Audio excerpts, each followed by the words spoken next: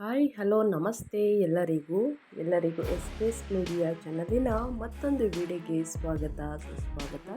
ಸ್ನೇಹಿತರೆ, ಎಲ್ಲರೂ ಹೇಗಿದ್ದೀರಾ? ಎಲ್ಲರೂ ಚೆನ್ನಾಗಿದ್ದೀರಾ ಅಂದ್ಕೊಂಡಿದ್ದೀನಿ. ನಾನು ಕೂಡ ತುಂಬಾ ಚೆನ್ನಾಗಿದ್ದೀನಿ. ಎಲ್ಲರೂ ಚೆನ್ನಾಗಿದ್ದೀರಾ ಅಂದ್ಕೊಂಡು ಭಾವಿಸ್ಕೊಂಡು ಇವತ್ತಿನ ಒಂದು ವಿಡಿಯೋನ ಶುರು ಮಾಡಿಬಿಡೋಣ.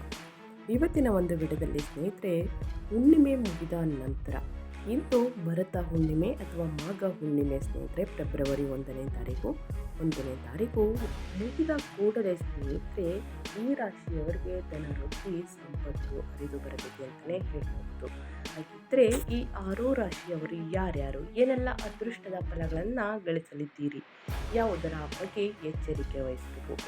ಇಂದು ರಾತ್ರಿ ಸರಿಸುಮಾರು 10 ಗಂಟೆಯ ಒಳಗೆ ಸ್ನೇಹಿತರೆ ಈ ಕೆಲಸವನ್ನು ಮಾಡಿ ನಿಮ್ಮ ಬೀರುವಿನಲ್ಲಿ, ಅಂದರೆ ನೀವೇನು ವಸ್ತುವನ್ನು ಇಡ್ತೀರಾ ಸ್ನೇಹಿತರೆ, ಹಣಕಾಸು ಮತ್ತು ಒಡವೆಗಳ ಇಡುವ ಜಾಗದಲ್ಲಿ ಈ ಒಂದು ವಸ್ತುವನ್ನು ಇಟ್ಟರೆ ಸಾಕು. ನಿಮಗೆ ಹಣಕಾಸಿನ ಸಮಸ್ಯೆ ಬರುವುದಿಲ್ಲ. ದುಪ್ಪಟ್ಟು ಹಣಕಾಸನ್ನು ನೋಡಲಿದ್ದೀರಿ, ಅಂದರೆ ಅಧಿಕ ಧನ ಸಂಪತ್ತು ವೃದ್ಧಿಯಾಗಲಿದೆ. ಈ ಒಂದು ವಸ್ತುವನ್ನು ಇಂದು ಶಕ್ತಿಶಾಲಿಯಾದಂತಹ ಪೂರ್ಣಿಮೆ ದಿನ ಇಡುವುದರಿಂದ ಸ್ನೇಹಿತರೆ ಸಾಕಷ್ಟು ಹಣಕಾಸಿನಲ್ಲಿ ಲಾಭವನ್ನು ನೋಡಲಿದ್ದೀರಿ. ಹಣಕಾಸು ವೃದ್ಧಿಯಾಗಲಿದೆ. ಹಣಕಾಸಿನ ಸಮಸ್ಯೆ ಸಂಪೂರ್ಣವಾಗಿ ನಿವಾರಣೆಯಾಗಲಿದೆ ಅಂತಲೇ ಹೇಳ್ಬೋದು. ಯಾಕೆಂದರೆ ಯಾವ ಒಂದು ವಸ್ತುವನ್ನು ಇಡಬೇಕು ಅನ್ನೋದನ್ನ ತಿಳಿಸ್ಕೊಡ್ತೀನಿ. ಇದರ ಜೊತೆಗೆ ಈ 6 ರಾಶಿಯವರ ಅದೃಷ್ಟವೇ ಬದಲು ಸಕಲವು ಕೈಗೂಡುವ ಪರ್ವಕಾಲ ಅಂತಲೇ ಹೇಳ್ಬೋದು.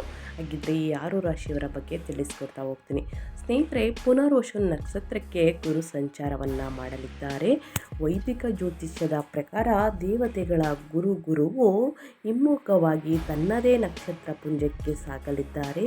ಗುರುವು ನಕ್ಷತ್ರ ಪುಂಜ ಅಥವಾ ರಾಶಿಯನ್ನು ಬದಲಾಯಿಸಿದಾಗ ಅದು ಮೇಷದಿಂದ ಮೀನ ರಾಶಿಯವರೆಗಿನ ಎಲ್ಲ ರಾಶಿಯವರೆಗೂ ಸ್ನೇಹಿತರೆ 12 ರಾಶಿಗಳ ಮೇಲೆ ಪರಿಣಾಮ ಬೀರುತ್ತದೆ. ಗುರುಗ್ರಹದ ನಕ್ಷತ್ರ ಪುಂಜ ಬದಲಾವಣೆಯಿಂದ ಪ್ರಯೋಜನವನ್ನು ಪಡೆಯುವಂತಹ ರಾಶಿಗಳು ಯಾವುವು? ಗುರುಗ್ರಹದ ಹಿಮ್ಮುಖ ಚಲನೆಯಿಂದ ಯಾವ ರಾಶಿಗಳು ಹೆಚ್ಚಿನ ಪ್ರಯೋಜನವನ್ನು ಪಡೆಯುತ್ತವೆ ಎಂಬುದನ್ನು ಸಂಪೂರ್ಣವಾಗಿ ತಿಳಿಸ್ಕೊಡ್ತಾ ಹೋಗ್ತೀನಿ. ಫೆಬ್ರವರಿ 2ರಂದು ಗುರು ಹಿಮ್ಮುಖ ಚಲನೆಯ ಮೂಲಕ ಸ್ವತಃ ಪುನರ್ವಸು ನಕ್ಷತ್ರದ ಮೊದಲ ಹಂತವನ್ನು ಪ್ರವೇಶವನ್ನು ಮಾಡಲಿದ್ದಾರೆ. ಮಿಥುನ ಮತ್ತು ಕರ್ಕ ರಾಶಿ ಸೇರಿದಂತೆ 4 ರಾಶಿ ಚಕ್ರ ಚಿಹ್ನೆಗಳಿಗೆ ಗುರುವಿನ ಪ್ರವೇಶವು ಅತ್ಯಂತ ವಿಶೇಷವಾಗಿರುತ್ತದೆ. ಈ ರಾಶಿಗಳು ಅದೃಷ್ಟವನ್ನು ಪಡೆಯುವುದಲ್ಲದೆ ಜೀವನದ ಪ್ರತಿಯೊಂದು ಅಂಶದಲ್ಲೂ ಕೂಡ ಪ್ರಯೋಜನವನ್ನು ಪಡೆಯುತ್ತಾರೆ. ಜ್ಯೋತಿಷ್ಯದ ಪ್ರಕಾರ ಗುರುವು ಫೆಬ್ರವರಿ 2ರಂದು ಈ ನಕ್ಷತ್ರ ಪುಂಜದ ಮೊದಲ ಹಂತವನ್ನು ಪ್ರವೇಶವನ್ನು ಮಾಡಲಿದ್ದಾರೆ ಮತ್ತು ಏಪ್ರಿಲ್ 22ರವರೆಗೆ ಈ ನಕ್ಷತ್ರ ಪುಂಜದಲ್ಲಿಯೇ ಇರುತ್ತಾರೆ. ಈ ಅವಧಿಯಲ್ಲಿ ಈ 6 ರಾಶಿಗಳ ಅನೇಕ ಸಕಾರಾತ್ಮಕ ಫಲಗಳನ್ನು ಪಡೆಯಬಹುದು. ವೈದಿಕ ಜ್ಯೋತಿಷ್ಯದಲ್ಲಿ ಗುರುವನ್ನು ಜ್ಞಾನ, ಶಿಕ್ಷಣ, ಅದೃಷ್ಟ, ಸಂಪತ್ತು ಮತ್ತು ಸಮೃದ್ಧಿಗೆ ಕಾರಣವಾದಂತಹ ಗ್ರಹವೆಂದು ಪರಿಗಣಿಸಲಾಗುತ್ತದೆ. ಜಾತಕದಲ್ಲಿ ಗುರು ಬಲಶಾಲಿಯಾಗಿದ್ದಾಗ ಒಬ್ಬ ವ್ಯಕ್ತಿಗೆ ಎಂದಿಗೂ ಯಾವುದೂ ಕೊರತೆ ಇರುವುದಿಲ್ಲ. ಆದರೆ ಗುರು ದುರ್ಬಲವಾಗಿದ್ದಾಗ ಮಾತ್ರ ಅನೇಕ ಸಮಸ್ಯೆಗಳು ಎದುರಿಸಬೇಕಾಗಿ ಬರಬಹುದು. ಇನ್ನು ಪುನರ್ವಸು ನಕ್ಷತ್ರ ಪುಂಜಕ್ಕೆ ಗುರುವಿನ ಸಾಗಣೆಯಿಂದ ಯಾವ ರಾಶಿಯವರಿಗೆ ಅದೃಷ್ಟ ಒಲಿದು ಬರಲಿದೆ ಅಂತ ನೋಡ್ತಾ ಹೋಗೋಣ. ಮೊದಲನೇ ಅದೃಷ್ಟ ರಾಶಿ ಬಂದು ಮಿಥುನ ರಾಶಿಯವರಿಗೆ ಸ್ನೇಹಿತರೆ, ಫೆಬ್ರವರಿ 1ನೇ ತಾರೀಕು ಹುಣ್ಣಿಮೆ ಮುಗಿದ ಕೂಡಲೇ ಸ್ನೇಹಿತರೆ ಈ ಸಂಚಾರದಿಂದ ಪುನರ್ವಸು ನಕ್ಷತ್ರಕ್ಕೆ ಗುರುವಿನ ಸಾಗಣೆಯಿಂದ ಮಿಥುನ ರಾಶಿಗೆ ಅತ್ಯಂತ ಶುಭ ಲಾಭವಾಗುವಂತಹ ಲಕ್ಷಣಗಳಿವೆ. ಗುರುವಿನ ಸಂಚಾರದಿಂದಾಗಿ ಮಿಥುನ ರಾಶಿಯವರ ದೈಹಿಕವಾಗಿ ಮತ್ತು ಮಾನಸಿಕವಾಗಿ ಬಲಶಾಲಿಯಾಗಿ ಕಾಣಿಸಿಕೊಳ್ಳುತ್ತಾರೆ ಮತ್ತು ಪ್ರತಿಯೊಂದು ಕಾರ್ಯದಲ್ಲೂ ಕೂಡ ತುಂಬ ಸಕ್ರಿಯರಾಗುತ್ತಾರೆ. ಈ ಸಮಯವು ಉದ್ಯೋಗ ಮತ್ತು ವ್ಯವಹಾರದಲ್ಲಿ ಲಾಭದ ಸಾಧ್ಯತೆಯನ್ನು ಹೆಚ್ಚಿಸುತ್ತದೆ. ದೀರ್ಘದ ಕಾಲದವರೆಗೆ ಒಂದು ಯೋಜನೆ ಅಥವಾ ಕಾರ್ಯದಲ್ಲಿ ಸಿಲುಕಿಕೊಂಡಿದ್ದವರು ಯಶಸ್ಸನ್ನು ಕಾಣುವಂತಹ ನಿರೀಕ್ಷೆ ಇದೆ. ಆರ್ಥಿಕ ಯೋಗಕ್ಷೇಮ ಬಲಗೊಳ್ಳುತ್ತದೆ. ಮನೆಯಲ್ಲಿ ಶಾಂತಿ ಮತ್ತು ಸಂತೋಷದ ವಾತಾವರಣ ಇರುತ್ತದೆ. ಇದಲ್ಲದೆ ಹೂಡಿಕೆಗಳ ಬಗ್ಗೆ ಚಿಂತನಶೀಲ ಕ್ರಮಗಳನ್ನು ತೆಗೆದುಕೊಳ್ಳಬಹುದು. ಪ್ರಯೋಜನಕಾರಿಯಾಗಲಿದೆ. ಗುರುವಿನ ಆಶೀರ್ವಾದವು ಮಿಥುನ ರಾಶಿಗೆ ಸೇರಿದ ಜನರಿಗೆ ಹೊಸ ಅವಕಾಶಗಳು ಕೂಡ ವೃತ್ತಿ ಪ್ರಗತಿ ಮತ್ತು ಸಾಮಾಜಿಕ ಮನ್ನಣೆಯನ್ನು ತರುತ್ತದೆ ಸ್ನೇಹಿತರೆ. ಹಾಗಾಗಿ ಸಾಕಷ್ಟು ಅದೃಷ್ಟದ ಫಲಗಳನ್ನು ಮಿಥುನ ರಾಶಿಯವರು ನೋಡಲಿದ್ದೀರಿ ಅಂತಲೇ ಹೇಳಬಹುದು. ಇನ್ನು ಮುಂದಿನ ರಾಶಿಯವರ ಬಗ್ಗೆ ಹೇಳೋದಾದರೆ ಕಟಕ ರಾಶಿಯವರಿಗೆ ಕಟಕ ರಾಶಿಯವರಿಗೆ ಫೆಬ್ರವರಿ 2ರಿಂದನೇ ಕೂಡ ಸಾಕಷ್ಟು ಧನ ಲಾಭವನ್ನು ನೋಡಲಿದ್ದೀರಿ. ಪುನರ್ವಸು ನಕ್ಷತ್ರದಲ್ಲಿ ಗುರುವಿನ ಸಂಚಾರವು ಕಟಕ ರಾಶಿಯವರಿಗೆ ಲಾಭಕಾರಿಯಾಗಲಿದೆ. ಈ ಅವಧಿಯಲ್ಲಿ ಕಟಕ ರಾಶಿಯವರು ತಮ್ಮ ವೈಯಕ್ತಿಕ ಮತ್ತು ವೃತ್ತಿಪರ ಜೀವನದಲ್ಲಿ ಪೂರ್ಣ ಅದೃಷ್ಟವನ್ನು ಪಡೆಯುತ್ತಾರೆ ಮತ್ತು ನಿಮ್ಮೆಲ್ಲ ಯೋಜಿತ ಕಾರ್ಯಗಳು ಸುಲಭವಾಗಿ ಪೂರ್ಣಗೊಳ್ಳುತ್ತವೆ ಸ್ನೇಹಿತರೆ. ಕಟಕ ರಾಶಿಯವರಿಗೆ ಗುರುವಿನ ಪ್ರಭಾವವು ಶಿಕ್ಷಣ, ವೃತ್ತಿ ಮತ್ತು ವೈಯಕ್ತಿಕ ಅಭಿವೃದ್ಧಿಯ ಕ್ಷೇತ್ರಗಳಲ್ಲಿ ಸಕಾರಾತ್ಮಕವಾಗಿರುತ್ತದೆ. ಉನ್ನತ ಶಿಕ್ಷಣ ಅಥವಾ ಸ್ಪರ್ಧಾತ್ಮಕ ಪರೀಕ್ಷೆಗಳಿಗೆ ತಯಾರಿಯನ್ನು ನಡೆಸುತ್ತಿರುವಂತಹ ವಿದ್ಯಾರ್ಥಿಗಳು ತಮ್ಮ ಪ್ರಯತ್ನಗಳಲ್ಲಿ ಯಶಸ್ಸನ್ನು ಕಾಣಲಿದ್ದೀರಿ. ಉದ್ಯೋಗದಲ್ಲಿರುವವರಿಗೆ ಬಡ್ತಿ ಅಥವಾ ಹೊಸ ಜವಾಬ್ದಾರಿಗಳು ಕೂಡ ಸಿಗುವಂತಹ ಸಾಧ್ಯತೆ ಇದೆ. ಈ ಅವಧಿಯು ನೆಟ್ವರ್ಕಿಂಗ್ ಮತ್ತು ಸಂಪರ್ಕಗಳಿಗೆ ಹೊಸ ಅವಕಾಶಗಳನ್ನು ತರಬಹುದು. ಇದು ನಿಮ್ಮ ವ್ಯಾಪಾರ, ವ್ಯವಹಾರ ಮತ್ತು ವೃತ್ತಿ ಜೀವನಕ್ಕೆ ಪ್ರಯೋಜನಗಳನ್ನು ನೀಡುತ್ತದೆ. ಹಣಕಾಸಿನ ವಿಷಯಗಳಲ್ಲಿ ಜಾಗರೂಕರಾಗಿರುವುದು ಮುಖ್ಯ, ಆದರೆ ಗುರುವಿನ ಆಶೀರ್ವಾದದಿಂದ ತೊಂದರೆಗಳು ಕಡಿಮೆಯಾಗುತ್ತವೆ ಮತ್ತು ಪ್ರಯೋಜನಕಾರಿ ಫಲಿತಾಂಶಗಳನ್ನು ಸಾಧಿಸಲಾಗುತ್ತದೆ ಈ ರಾಶಿಯವರು. ಇನ್ನು ಮುಂದಿನ ರಾಶಿಯವರ ಬಗ್ಗೆ ಹೇಳೋದಾದರೆ ತುಲಾರಾಶಿಯವರಿಗೆ ಹುಣ್ಣಿಮೆ ಮುಗಿದ ಕೂಡಲೇ ಏನೆಲ್ಲ ಅದೃಷ್ಟವನ್ನು ನೋಡಲಿದ್ದೀರಿ ಅಂದರೆ, ಪುನರ್ವಸು ನಕ್ಷತ್ರಕ್ಕೆ ಗುರುವಿನ ಹಿಮ್ಮುಖ ಸಂಚಾರವು ತುಲಾರಾಶಿಯವರಿಗೆ ವಿಶೇಷವಾಗಿ ಶುಭಕರವಾಗಿರುತ್ತದೆ. ತುಲಾರಾಶಿಯವರು ಅದೃಷ್ಟದ ಅಲೆಯನ್ನು ಮತ್ತು ಉತ್ತಮ ವ್ಯಾಪಾರ ವ್ಯವಹಾರದಲ್ಲಿ ಲಾಭವನ್ನು ಅನುಭವಿಸುತ್ತಾರೆ. ಹೊಸ ಉದ್ಯೋಗ ಅಥವಾ ವ್ಯವಹಾರದ ಅವಕಾಶಗಳು ದೊರೆಯುತ್ತವೆ. ಕುಟುಂಬದಲ್ಲಿ ಶಾಂತಿ ಮತ್ತು ಸಂತೋಷ ನೆಲೆಸುತ್ತದೆ ಮತ್ತು ಸಂಬಂಧಗಳು ಹೆಚ್ಚು ಸಾಮರಸ್ಯವನ್ನು ಹೊಂದುತ್ತವೆ. ಗುರುವಿನ ಆಶೀರ್ವಾದವು ತುಲಾರಾಶಿಯವರಿಗೆ ಆರ್ಥಿಕ ಲಾಭ, ವೃತ್ತಿ ಪ್ರಗತಿ ಮತ್ತು ಶೈಕ್ಷಣಿಕ ಯಶಸ್ಸನ್ನು ತರುತ್ತದೆ. ಇದಲ್ಲದೆ ಈ ಅವಧಿಯಲ್ಲಿ ಮಾಡಿದ ಪ್ರಯತ್ನಗಳು ಮತ್ತು ಹೂಡಿಕೆಗಳು ಫಲಪ್ರದವಾಗಿರುತ್ತವೆ ಸ್ನೇಹಿತರೆ. ಈ ಸಮಯದಲ್ಲಿ ತುಲಾರಾಶಿಯವರು ತಮ್ಮ ಆರೋಗ್ಯ ಮತ್ತು ಮಾನಸಿಕ ಶಾಂತಿಯ ಬಗ್ಗೆ ವಿಶೇಷ ಕಾಳಜಿ ವಹಿಸಬೇಕಾಗುತ್ತದೆ. ಇನ್ನು ಮುಂದಿನ ರಾಶಿ ಬಂದು ಮೀನರಾಶಿಯವರು ಕೂಡ ಸ್ನೇಹಿತರೆ ಹುಣ್ಣಿಮೆ ಮುಗಿದ ಕೂಡಲೇ ಏನೆಲ್ಲ ಅದೃಷ್ಟವನ್ನು ನೋಡಲಿದ್ದೀರಿ ಅಂದರೆ, ಪುನರ್ವಸು ನಕ್ಷತ್ರಕ್ಕೆ ಗುರುವಿನ ಸಂಚಾರವು ಮೀನರಾಶಿಯವರಿಗೆ ಲಾಭದ ಮಾರ್ಗಗಳನ್ನು ತೆರೆಯುತ್ತದೆ. ಯಾವುದೇ ಪ್ರಮುಖ ಸಮಸ್ಯೆಗಳು ಕೊನೆಗೊಳ್ಳುತ್ತವೆ.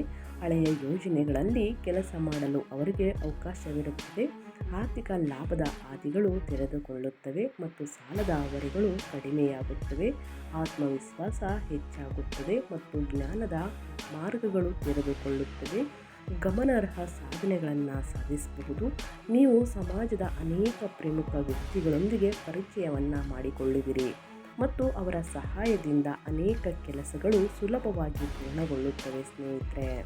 ಇನ್ನು ನಿಮ್ಮ ಎಲ್ಲ ಜವಾಬ್ದಾರಿಗಳನ್ನು ನೀವು ಸುಲಭವಾಗಿ ಪೂರೈಸಲು ಸಾಧ್ಯವಾಗುತ್ತದೆ ಮತ್ತು ಅನೇಕ ಹಳೆಯ ಹೂಡಿಕೆಗಳಿಂದ ಉತ್ತಮ ಲಾಭವಾಗುವಂತಹ ಸಾಧ್ಯತೆಗಳಿವೆ ಅಂತಲೇ ಹೇಳಬಹುದು.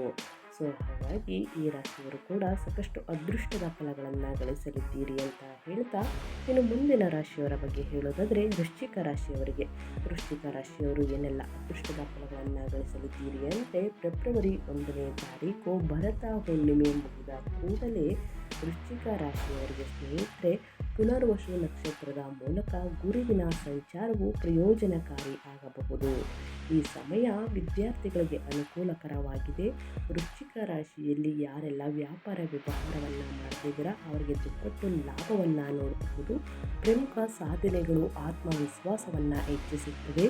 ಬಾಕಿ ಇರುವ ಕೆಲಸಗಳು ಪೂರ್ಣಗೊಳ್ಳುತ್ತವೆ ಮತ್ತು ಸ್ನೇಹಿತರಿಂದ ಉದಾರ ಬೆಂಬಲ ಸಿಗುತ್ತದೆ.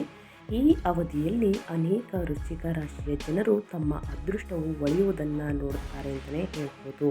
ಸೊ ಹಾಗಾಗಿ ವೃಶ್ಚಿಕ ರಾಶಿಯವರು ಕೂಡ ಸಾಕಷ್ಟು ಅದೃಷ್ಟದ ಫಲಗಳನ್ನು ಗಳಿಸಲಿದ್ದೀರಿ ಅಂತ ಹೇಳ್ತಾ, ಇನ್ನು ಮುಂದಿನ ರಾಶಿಯವರ ಬಗ್ಗೆ ಹೇಳೋದಾದರೆ ಮುಂದಿನ ರಾಶಿ ಬಂದು ಮಕರ ರಾಶಿಯವರಿಗೆ ಸ್ನೇಹಿತರೆ ಫೆಬ್ರವರಿ 2ರಿಂದನೇ ಸಾಕಷ್ಟು ಅದೃಷ್ಟವನ್ನು ನೋಡಲಿದ್ದೀರಿ. ಪುನರ್ವಸು ನಕ್ಷತ್ರಕ್ಕೆ ಗುರುವಿನ ಸಾಗಣೆಯು ಮಕರ ರಾಶಿಯವರಿಗೆ ಅತ್ಯಂತ ಶುಭ ಲಾಭವಾಗುವಂತಹ ಲಕ್ಷಣಗಳಿವೆ. ಗುರುವಿನ ಸಂಚಾರದಿಂದಾಗಿ ಮಕರ ರಾಶಿಯವರಿಗೆ ದೈಹಿಕವಾಗಿ ಮತ್ತು ಮಾನಸಿಕವಾಗಿ ಬಲಶಾಲಿಯಾಗಿ ಕಾಣಿಸಿಕೊಳ್ಳಲಿದ್ದೀರಿ. ದುಪ್ಪಟ್ಟು ಲಾಭವನ್ನು ನೋಡಲಿದ್ದೀರಿ. ವಿಪರೀತ ಅದೃಷ್ಟ ಅಂತಲೇ ಹೇಳಬಹುದು. ಪ್ರತಿಯೊಂದು ಕಾರ್ಯದಲ್ಲೂ ತುಂಬ ಸಕ್ರಿಯರಾಗುತ್ತೀರಿ. ಈ ಸಮಯವು ಉದ್ಯೋಗ ಮತ್ತು ವ್ಯವಹಾರದಲ್ಲಿ ಲಾಭದ ಸಾಧ್ಯತೆಯನ್ನು ಹೆಚ್ಚಿಸುತ್ತದೆ. ದೀರ್ಘದ ಕಾಲದವರೆಗೆ ಒಂದು ಯೋಜನೆ ಮತ್ತು ಕಾರ್ಯದಲ್ಲಿ ಸಿಲುಕಿಕೊಂಡಿದ್ದವರು ಯಶಸ್ಸನ್ನು ಕಾಣುವಂತಹ ನಿರೀಕ್ಷೆ ಇದೆ. ಆರ್ಥಿಕ ಯೋಗಕ್ಷೇಮ ಬಲಗೊಳ್ಳುತ್ತದೆ. ಮನೆಯಲ್ಲಿ ಶಾಂತಿ ಮತ್ತು ಸಂತೋಷದ ವಾತಾವರಣ ಇರುತ್ತದೆ. ಇದಲ್ಲದೆ ಹೂಡಿಕೆಗಳ ಬಗ್ಗೆ ಚಿಂತನಶೀಲ ಕ್ರಮಗಳನ್ನು ತೆಗೆದುಕೊಳ್ಳುವುದು ಪ್ರಯೋಜನಕಾರಿಯಾಗಿದೆ. ಗುರುವಿನ ಆಶೀರ್ವಾದವು ಸ್ನೇಹಿತರೆ ಮಕರ ರಾಶಿಯ ಜನರಿಗೆ ಹೊಸ ಅವಕಾಶಗಳು, ವೃತ್ತಿ ಪ್ರಗತಿ ಮತ್ತು ಸಾಮಾಜಿಕ ಮನ್ನಣೆಯನ್ನು ತರುತ್ತದೆ ಅಂತಲೇ ಹೇಳ್ಬೋದು. ಈ 6 ರಾಶಿಯವರು ಹುಣ್ಣಿಮೆ ಮುಗಿದ ನಂತರ ಮಿಡ್ನೈಟ್ ಅಂದರೆ ಸ್ನೇಹಿತರೆ ಫೆಬ್ರವರಿ 2ನೇ ತಾರೀಕು ಸ್ನೇಹಿತರೆ ಮಧ್ಯರಾತ್ರಿ 12 ಗಂಟೆಯಲ್ಲಿ ಸಾಕಷ್ಟು ಅದೃಷ್ಟವನ್ನು ನೋಡಲಿದ್ದೀರಿ. ಹುಣ್ಣಿಮೆ ಮುಗಿದ ಕೂಡಲೇ ಸ್ನೇಹಿತರೆ ಪುನರ್ವಸು ನಕ್ಷತ್ರಕ್ಕೆ ಗುರುವಿನ ಹಿಮ್ಮುಖ ಸಂಚಾರದಿಂದ ಈ 6 ರಾಶಿಯವರಿಗೆ ದುಪ್ಪಟ್ಟು ಲಾಭ, ಭಯಂಕರ ಅದೃಷ್ಟವನ್ನು ನೋಡಲಿದ್ದೀರಿ. ತಪ್ಪದೇ ಸ್ನೇಹಿತರೆ ಹುಣ್ಣಿಮೆ ಮುಗಿಯುವಷ್ಟರಲ್ಲಿ ಈ ಒಂದು ಪರಿಹಾರದಿಂದ ನಿಮಗೆ ಹಣಕಾಸಿನ ಸಮಸ್ಯೆ ಎದುರಾಗುವುದಿಲ್ಲ. ಧನ ಲಾಭ ವೃದ್ಧಿಯಾಗಲಿದೆ. ಸಂಪತ್ತು ಸಮೃದ್ಧಿ ಹೆಚ್ಚಳ ಅಂತಲೇ ಹೇಳ್ಬೋದು. ಹಾಗಿದ್ರೆ ಏನೆಲ್ಲ ಪರಿಹಾರವನ್ನು ಮಾಡಬೇಕು ಅನ್ನೋದನ್ನ ತಿಳಿಸ್ಕೊಡ್ತಾ ಹೋಗ್ತೀನಿ, ಬನ್ನಿ. ನಿಮ್ಮ ಮನೆಯಲ್ಲಿ ಅದೃಷ್ಟ ನೆಲೆಸಬೇಕೆಂದರೆ ವಾಸ್ತು ಪ್ರಕಾರ ಈ ವಸ್ತುಗಳನ್ನು ನಿಮ್ಮ ಬೀರುವಿನಲ್ಲಿ ಇಡಿ. ವಾಸ್ತು ಪ್ರಕಾರ ಮನೆಗೆ ಅದೃಷ್ಟ ಹಾಗೂ ಸಕಾರಾತ್ಮಕ ಶಕ್ತಿಯನ್ನು ನೀಡುವಂತಹ ಕೆಲವೊಂದು ವಸ್ತುಗಳನ್ನು ಮನೆಯಲ್ಲಿ ಇಟ್ಟರೆ ಒಳ್ಳೆಯದು. ಆ ವಸ್ತುಗಳು ಯಾವ್ಯಾವುದು ಎನ್ನುವುದರ ಬಗ್ಗೆ ಸಂಪೂರ್ಣ ಮಾಹಿತಿಯನ್ನು ಕೊಡ್ತಾ ಹೋಗ್ತೀನಿ. ನಿಮ್ಮ ಕನಸಿನ ಮನೆಯನ್ನು ಇಷ್ಟಪಟ್ಟು ಕಟ್ಟಿರ್ತೀರಿ. ಆ ಮನೆಯ ಬಂದ ನಂತರ ಜೀವನದಲ್ಲಿ ಅಭಿವೃದ್ಧಿ ಕಾಣಬೇಕು ಎನ್ನುವುದು ನಿಮ್ಮ ಮನದಾಸೆಯೂ ಆಗಿರುತ್ತದೆ. ನಿಮ್ಮ ವಾಸಿಸುವಂತಹ ಮನೆಯು ನಿಮಗೆ ಅದೃಷ್ಟವನ್ನು ತರಬೇಕಾದರೆ ಈ ಮನೆಯಲ್ಲಿ ಸಕಾರಾತ್ಮಕ ಶಕ್ತಿ ನೆಲೆಸಿರಬೇಕು. ಅಂದರೆ ವಾಸ್ತು ಪ್ರಕಾರ ಮನೆಗೆ ಅದೃಷ್ಟ ಮತ್ತು ಸಕಾರಾತ್ಮಕ ಶಕ್ತಿಯನ್ನು ನೀಡುವಂತಹ ಕೆಲವೊಂದು ವಸ್ತುಗಳನ್ನು ಮನೆಯಲ್ಲಿ ಇಟ್ಟರೆ ಒಳ್ಳೆಯದು. ವಸ್ತುಗಳು ಯಾವ್ಯಾವುದು ಅಂದರೆ ಸ್ನೇಹಿತರೆ ಆನೆಯ ಸಂಕೇತ ಅಂದರೆ ಆನೆಯ ಸಂಕೇತವಿರುವಂತಹ ಚಿತ್ರ, ಪುಟ್ಟ ಆನೆಯ ಮೂರ್ತಿಯನ್ನು ಮನೆಯ ಅಲಂಕಾರಕ್ಕಾಗಿ ಇಡುವುದನ್ನು ನೋಡಬಹುದು. ಹಿಂದೂ ಹಾಗೂ ಬೌದ್ಧ ಧರ್ಮದಲ್ಲಿ ಆನೆಯನ್ನು ದೈವಿಕ ಅಂಶ ಇರುವ ಪ್ರಾಣಿ ಎಂದು ಹಾಗೂ ದೇವರಿಗೆ ಹತ್ತಿರವಾಗಿರುವಂತಹ ಪ್ರಾಣಿ ಎಂದು ಪರಿಗಣಿಸಲಾಗುತ್ತದೆ. ಆನೆಯು ಮಾತೃತ್ವ, ಫಲವತ್ತತೆ, ಅದೃಷ್ಟ, ಬುದ್ಧಿವಂತಿಕೆಯನ್ನು ಪ್ರತಿನಿಧಿಸುತ್ತದೆ. ನಿಂತಿರುವ ಭಂಗಿಯಲ್ಲಿರುವಂತಹ ಆನೆಯ ಚಿತ್ರ ಅಥವಾ ಮೂರ್ತಿಯ ಈ ಅಂಶಗಳು ಸಂಕೇತಿಸುವುದರಿಂದ ನಿಮ್ಮ ಮನೆಯ ಅದೃಷ್ಟವನ್ನು ತರುವುದೆಂದು ಹೇಳಲಾಗುತ್ತದೆ.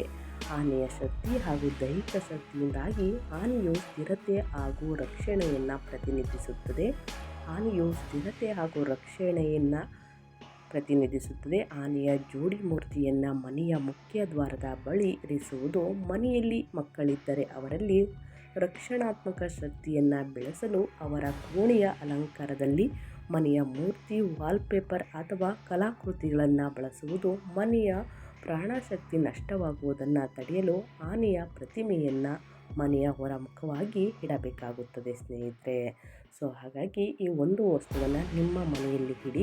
ನಂತರ ನಿಮ್ಮ ಬೀರುವಿನಲ್ಲಿ ಸ್ನೇಹಿತರೆ ಈ ಒಂದು ವಸ್ತುವನ್ನು ಇಟ್ಟರೆ ಸಾಕು, ಧನವೃದ್ಧಿ ಆಗಲಿದೆ. ನಗದು, ಚಿನ್ನವನ್ನು ಇಡುವ ಬೀರುವಿನಲ್ಲಿ ಈ ವಸ್ತುವನ್ನು ಇಟ್ಟರೆ ಧನ ಸಂಪತ್ತು ವೃದ್ಧಿ. ನಮ್ಮಲ್ಲಿರುವ ಬೆಲೆ ಬಾಳುವ ನಗ ನಾಣ್ಯವನ್ನು ಇಡಲು ಬೀರುವು ಅಥವಾ ಲಾಕರ್ ಬಳಸುತ್ತೇವೆ. ವಾಸ್ತು ಪ್ರಕಾರ ಲಾಕರ್ನಲ್ಲಿ ಕೆಲವೊಂದು ವಸ್ತುಗಳನ್ನು ಇಡುವುದರಿಂದ ಸಂಪತ್ತು ವೃದ್ಧಿಯಾಗುವುದಲ್ಲದೆ ಧನಧಾನ್ಯಕ್ಕಾಗಿ ಕೊರತೆ ಯಾವುದೂ ಆಗುವುದಿಲ್ಲ. ನಮ್ಮಲ್ಲಿರುವ ಅಮೂಲ್ಯ ವಸ್ತುಗಳು, ಬೆಲೆ ಬಾಳುವ ವಸ್ತುಗಳನ್ನು, ಸಂಪತ್ತನ್ನು ಸುರಕ್ಷಿತವಾಗಿ ಇರಿಸಿಕೊಳ್ಳುವುದು ಒಂದು ಅಭ್ಯಾಸ.